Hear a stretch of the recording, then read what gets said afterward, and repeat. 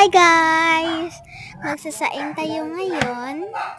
So una, kumuha ko ng lalagyan, tsaka 3 scoop na kanin yung kinuha ko dyan guys para marami.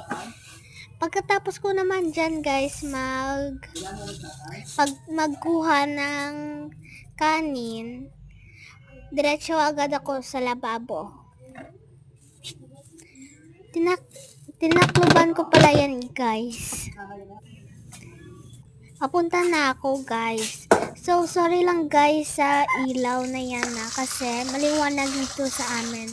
At saka guys, parang pausa ko ngayon kasi may ubo ako.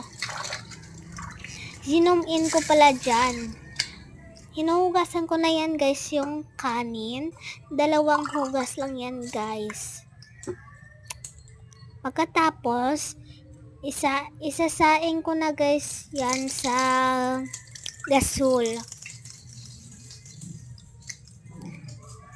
Kinuhaan ko muna ng tubig yan. Pangalawa na yan guys. Yan na. Okay na po yan guys. Isa lang ko na po sa gasol. Sorry lang guys pag mali-mali yung sinabi ko. Hindi na ako umuulit kasi baka malate ako sa pinuntahan namin. Pagkatapos, binuksan ko na yan dyan yung gasol, tsaka iinit na lang yan guys. Konti lang na apoy yung ko nyan guys. So pagkatapos na yan, uupo na ako. Bye bye!